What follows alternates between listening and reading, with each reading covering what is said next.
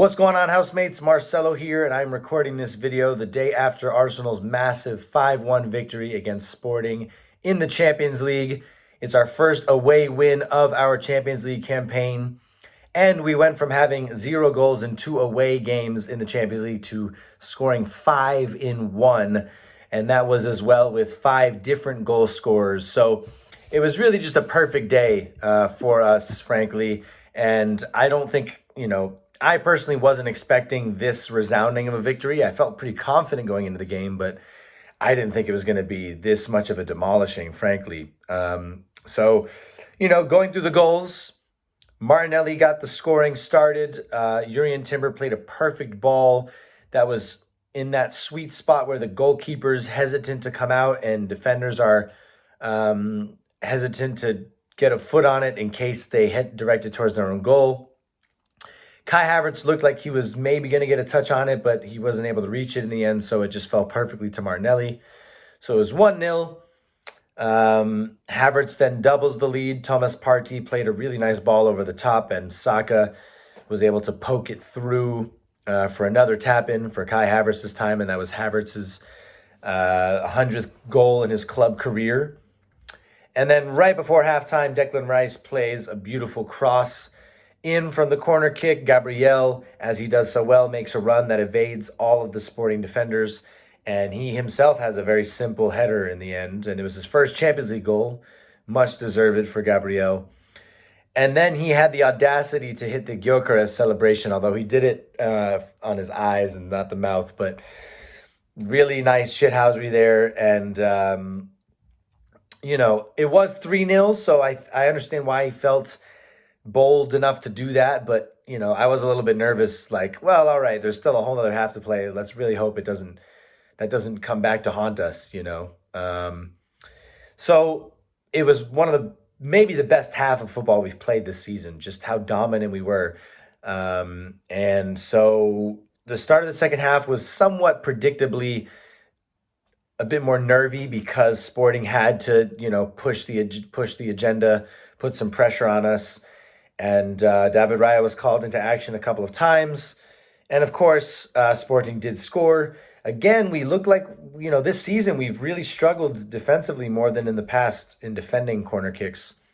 Calafiori loses his man, and it's not an easy finish in the end, but Sporting brings 1 goal back, and then you're really starting to think, oh no, please don't let this happen, because if they get 1 more goal back, it's a completely different game. But that wasn't the case, thankfully. We stayed resolute, we stayed sharp, and we did not ever ultimately let them get back into the game. We got a penalty kick, and I have to say, I don't really understand how Diomande didn't get sent off, right? He got that first half card for, I think it was a stomp on Kai Havertz or something, and then he chatted to the linesman directly after, so he was risking getting sent off immediately, back-to-back yellows. Then there was that one moment where he hit Martinelli in the face, right? So then we had a penalty where Odegaard sort of gets through on goal, and Diomande very clearly takes him out from behind.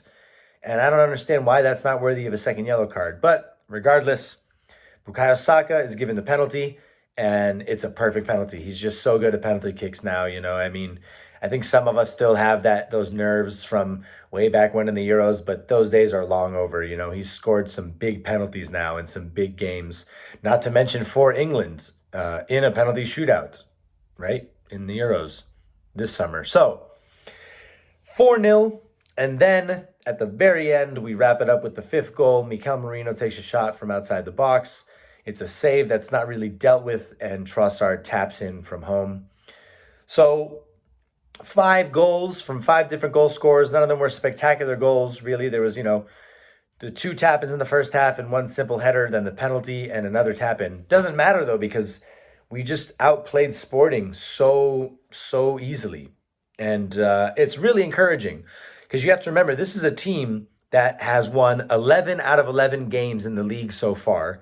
They had conceded in all competitions. They hadn't lost a game since August, and that was for the Community Shield, the Portuguese Community Shield, which I actually went to. And I made a post saying that Gyökeres didn't look special to me. Although he did have a good moment in that game. Regardless, though, right, this is a Sporting team that's only conceded 9 goals in all competitions before last night. So we made a very good team look very average. And yes, Ruben Amorim just left for Manchester United, but it's very, very fresh, him leaving. So they're still going to be playing under his system, under his style, right? That doesn't just go away overnight. So we're talking about a really good team that we just completely dominated. And I have to say, Martin Odegaard is just the key. Like it's incredible how instantly we just look like ourselves again once he's back in the with him back in the side. It really is like the equivalent of Rodri for Manchester City. Since he tore his ACL and he's been out. Look at them. They lost 5 in a row, and then they blew a 3-0 lead last night to Feyenoord. So, Odegaard is just that important for us. And we are so fortunate to have him. We are so fortunate that he's back fit, and we just have to pray, touch wood, that he's going to be fit for the rest of the season, because if we want any chance of winning silverware, he's going to be central to that. So, also Yuri Timber, I got to say, phenomenal. I think that I made a post 2 days ago as well. I think that right back spot belongs to him now. And I think that Calafiori and Timber are just such a dangerous fullback pairing. And I've talked about this a number of times, man. It's just Timber is so much more effective from the right.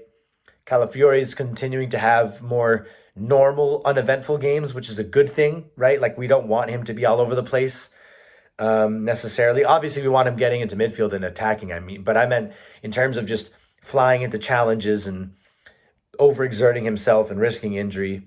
There were just so many things to feel happy about yesterday, really. Odegaard's incredible. Yuri Timber was phenomenal. Excuse me, Saka. I mean, that's back-to-back games now where he's had a goal and assist, right? David Raya had a couple. Even at the end, Gyökeres hit the post, and David Raya got a bit of a hand on it to keep it from potentially going in. And then, of course, Gabriel and Saliba. Gyökeres really didn't do much at all, and that is in part down to his team, his teammates not giving him as much service as they could have. But regardless of all that, man, Gabriel and Saliba just shut him down, and it was so satisfying to watch. So West Ham next on Saturday. We go to the Olympic Stadium. I mean, based on this momentum that we're now building, yes, West Ham just beat Newcastle 2-0, but the way that we played against Nottingham Forest and now Sporting, I think that we have every reason to believe that we can really bring it to West Ham on Saturday, and I can't wait for that game. So we are now 7th in the Champions League table.